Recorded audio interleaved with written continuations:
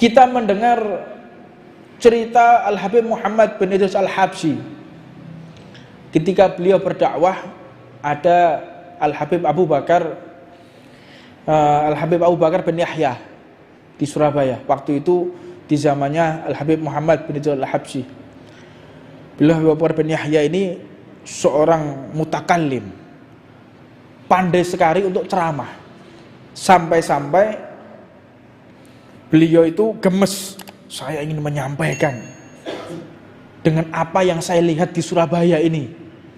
Banyak orang yang membuka aurat, banyak umat Islam yang campur baur, banyak umat Islam yang saling bersalaman, banyak orang Islam yang saling berbonceng-boncengan, banyak umat Islam yang meninggalkan sholat. Gemes, ingin menyampaikan ilmunya Rasulullah, ingin berdakwah.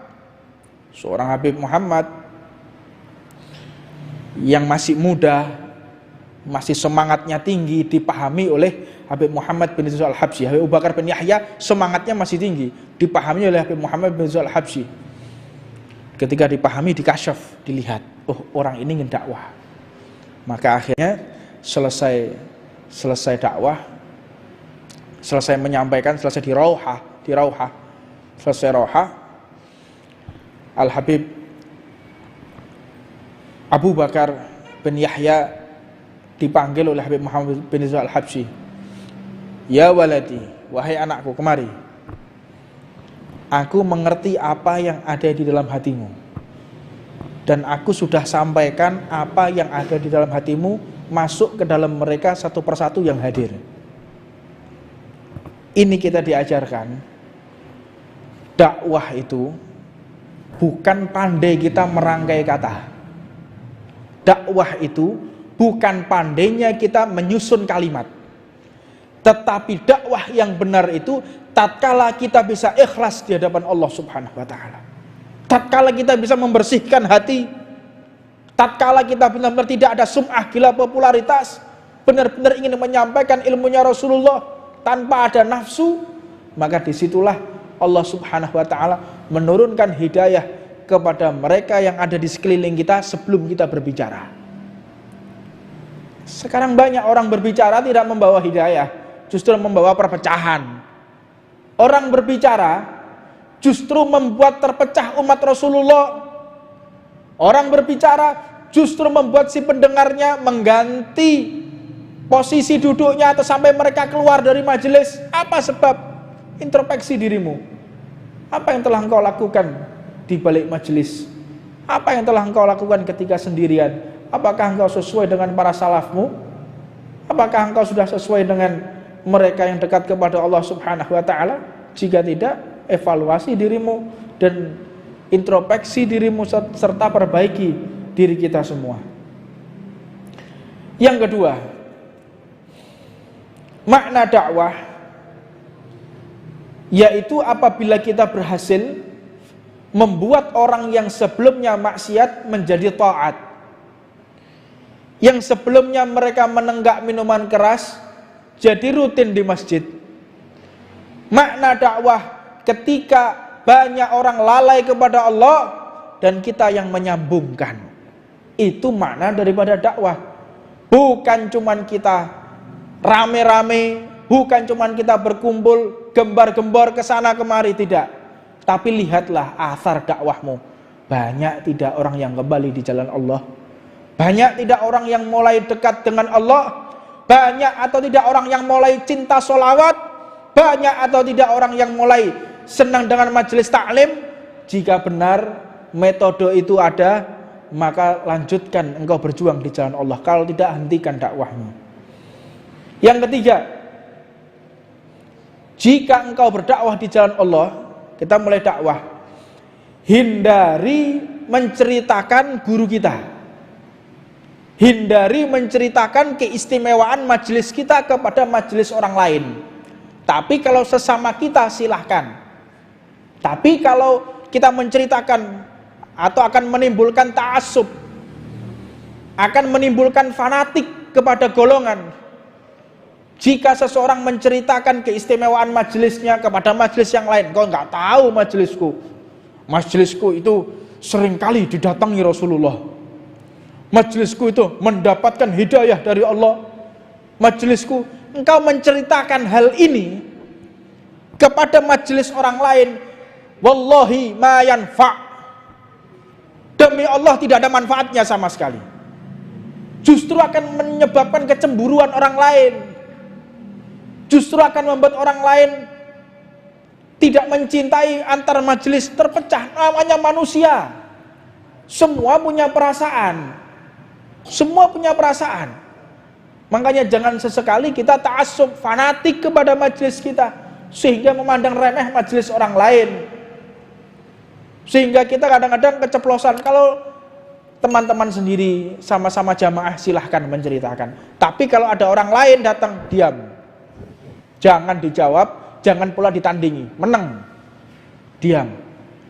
Ini metode para as-salafun as-salih. Mereka yang tidak ingin menceritakan kemuliaan kepada orang lain, diam. Makanya kalau ada orang lain terus bangga, majelis saya ini lebih hebat dari majelisnya fulan. Majelisnya fulan kelas kacangan nih, kelas kacangan nih. Majelis saya seperti permata. Sungguh bodoh jika orang sudah memiliki permata dibuang begitu saja, pindah ke majelis yang lain.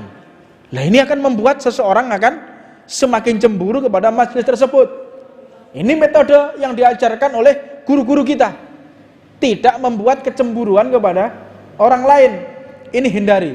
Beberapa kesempatan saya sering mendengar orang yang menceritakan majelis ini kepada majelis yang lain. Wallahi saya tidak ridho. Saya tidak ridho yang seperti itu. Sturhal, tutup. Gak perlu kita menceritakan hebatnya begini, upayanya, gak perlu. Faedah. Apa faedahnya? Akan membuat orang semakin dekat kepada kita? Tidak. Semakin dia membuat cinta kepada Allah dan Rasulnya? Tidak. Gak ada manfaatnya. Maka jangan membuat mereka cemburu kepada kita. Tutup. Agungkan majelis orang lain, cintai majelis orang lain, agung-agungkan, harumkan. Untuk kemuliaan kita tutup. Biar internal kita sendiri yang tahu. Yang keempat, jika kita mulai berdakwah kepada Allah Subhanahu wa taala, istihdhar syekh, hadirkan guru kita. Hadirkan guru kita.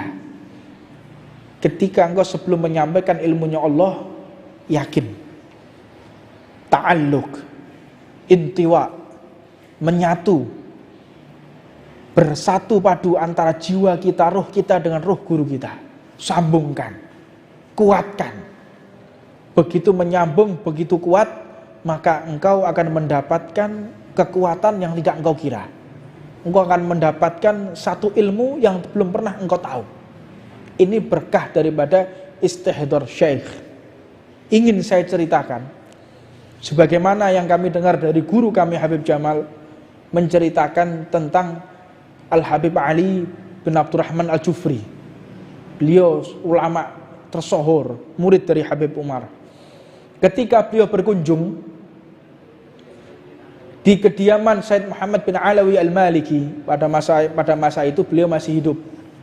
Said Maliki masih hidup.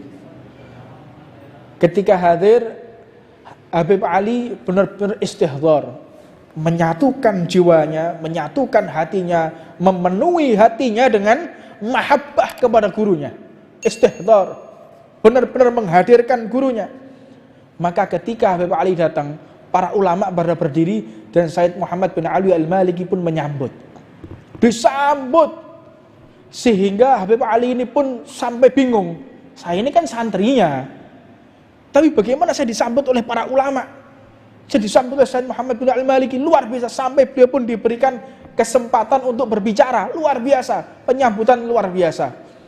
Maka di musim haji berikutnya, atau mungkin umrah yang di lain waktu, beliau hadir dan bertamu ke rumah Said Muhammad bin Al-Maliki. Said Maliki tidak berdiri, para ulama pun biasa, dan ditempatkan di tempat jamaah. Tadinya ditempatkan di depan, akhirnya ditempatkan di jamaah. Ya. Akhirnya Habib Ali bingung. Yang pertama saya diistimewakan, begitu istimewanya. Tapi yang kedua biasa-biasa saja. Apa sebab ketika datang yang kedua tidak menggunakan istihdhar syekh, tidak menyatukan hatinya kepada gurunya, melupakan gurunya. Ketika dia ngajar, ketika dia datang majelis, melupakan gurunya, wis, tidak ada nur dalam majelis tersebut. Tidak benar jika seorang murid melampaui gurunya, jika seorang murid melupakan gurunya, jika seorang murid mungkin melangkahi gurunya. Na'udzubillah min dzalik. Engkau tidak akan mendapatkan apa-apa. Ini sekelas Habib Ali bin Abdurrahman Al-Jufri tidak dihiraukan tatkala melupakan hatinya kepada Habib Umar bin Hafid. Maka benar-benar kita harus pelajari bagaimana seseorang yang berdakwah di jalan Allah Subhanahu wa taala. Yang kelima, dakwah itu kita khidmah kepada umat, bukan membuat umat berkhidmah kepada kita. Inna dunya wal akhirah yakhdum li khidmati Muhammad. Dunia dan isinya, alam semesta, dunia dan langit berkhidmah kepada Rasulullah, mengabdi kepada Rasulullah. Dan dunia ini pun akan menjadi pengabdi bagi mereka yang mengabdi kepada Rasulullah. Maka jangan sampai membuat umat yang berkhidmah kepada kita, umat yang mengabdi kepada kita, tapi buatlah kita yang mengabdi kepada umat.